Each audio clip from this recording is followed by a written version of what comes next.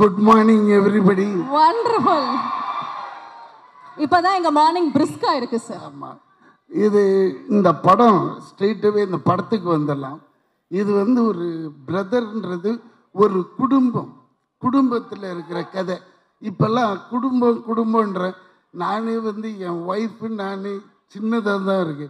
ஆனால் இந்த மாதிரி கூட்டு குடும்பமாக இருக்கிறது பார்க்கும்போது அவ்வளோ ஹாப்பியாக இருந்தது. எப்படின்னா 30 days நான் ஸ்டாப் ஷூட்டிங் இன் ஊட்டி. ப்ரொடியூசர் வாரி வழங்கிட்டார் பூமி சுந்தர். அவர் வந்து கதையை கேட்டுட்டு அந்த பக்கம் கூட வரவே இல்லை.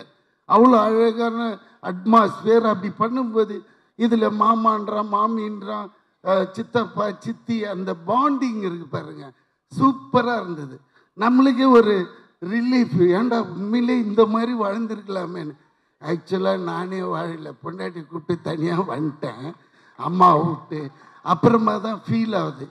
தனியாக வந்ததுனால அப்படியே தனியாகவே போயிடுவோம்.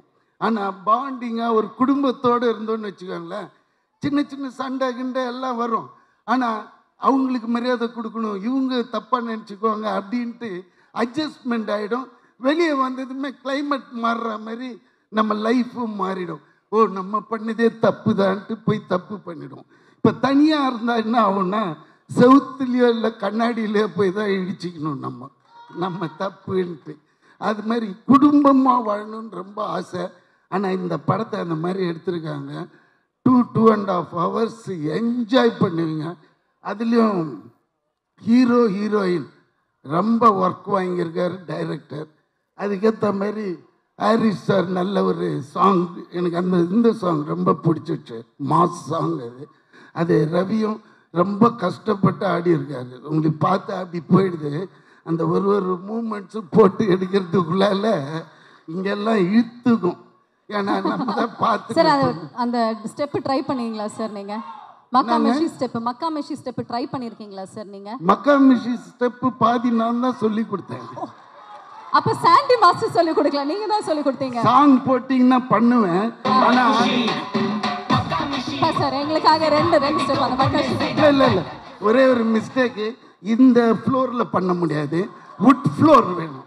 அப்பதான் ஷூ வேற போட்டு வரல. இதுல பண்ணேன்னா வழிக்கு கீழே விழுந்து பல்லு உடஞ்சிடும், அடுத்த ஷூட்டிங் போக முடியாது. அண்ட் ஒன்று முக்கியமாக சொல்ல வேண்டியது, ரொம்ப அந்த ராவ் ரமேஷ் ரொம்ப நல்ல நண்பர், நல்ல ஒரு நடிகர்.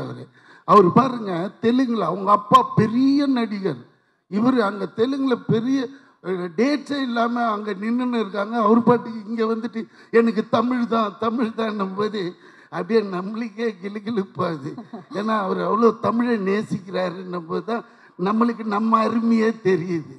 மக்களே காலையில டிஃபன் சாப்பிடலையாமா, சவுண்டே காணுமே சார். நீங்க வந்தோடனே எல்லாம் வேற லெவல்ல. ஓகே, ஸோ எங்களுக்காக வந்து நீங்க ஸ்டெப் பண்ற மாதிரி இருந்துச்சு. பட் டான்ஸ் ஆட வேண்டாம், ஏன்னா ஃப்ளோர் சரியில்லை. அதனால நீங்க டீசர்ல சித் ஸ்ரீராம் மாதிரி பெரிய சிங்கர் ஆகணும் அப்படின்னு சொன்னீங்களே, எங்களுக்காக ஒரு 2 வரிகள் பாடினீங்கன்னா நல்லா இருக்கும். அந்த இங்கி பிங்கி போடுமா.